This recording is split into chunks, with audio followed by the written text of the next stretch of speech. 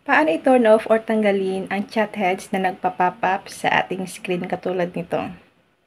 Ganito lang po ang gagawin natin, guys. Ito po ang chat heads, guys. Paano po ba yan?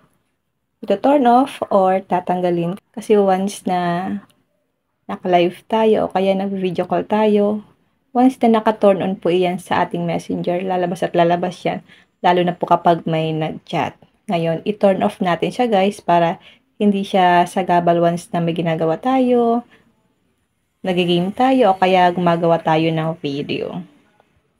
Para hindi tayo, guys, nadi-distract dito sa chat heads once na lumalabas. Punta lang kayo sa inyong messenger.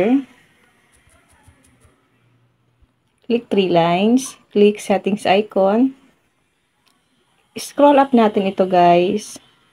Hanapin niyo po dyan ang chat heads. I-turn off lang natin ito para hindi na po mag-appear sa ating screen once na may nag-chat sa ating messenger. Kasi guys, makikita mo naman po kung may nag-chat sa inyo dito po sa may notification. Mag-notify naman dito, guys, once na may nag-chat po sa inyo. Ganun lang po kadali tanggalin or i-turn off ang chat head sa ating messenger.